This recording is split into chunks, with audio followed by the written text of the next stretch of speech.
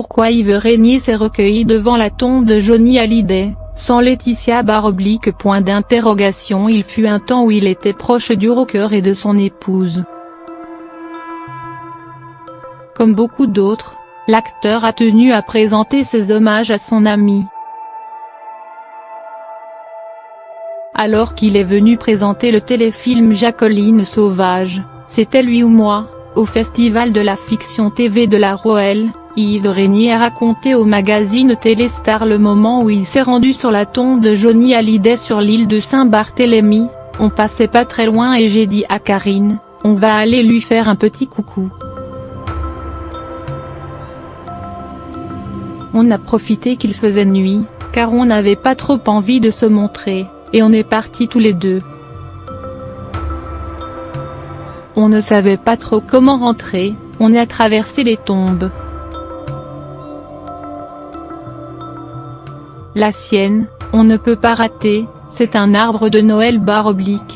On s'est assis sur l'une d'elles, à côté de lui, et je lui ai parlé. L'acteur a été pendant de longues décennies un ami du cercle le plus proche de Johnny Hallyday. Mais il en a été éloigné par Laetitia Hallyday au moment où elle a repris les rênes de sa vie.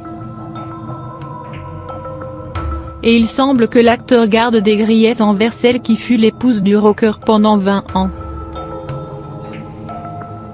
Interrogé au moment du tournage du documentaire Héritage de Johnny Hallyday, La guerre des clans diffusé le 21 mars sur C8, Yves Régnier a raconté une colère du rocker à l'encontre de Laetitia Hallyday et commenté ses récents problèmes d'image liés au testament par une expression sans équivoque qui sème le vent récolte la tempête.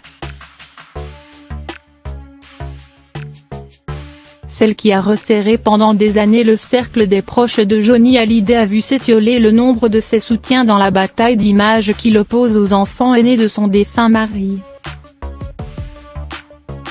Laetitia Hallyday s'apprête à venir en France pour redorer son image et faire la promotion de l'album posthume du rocker.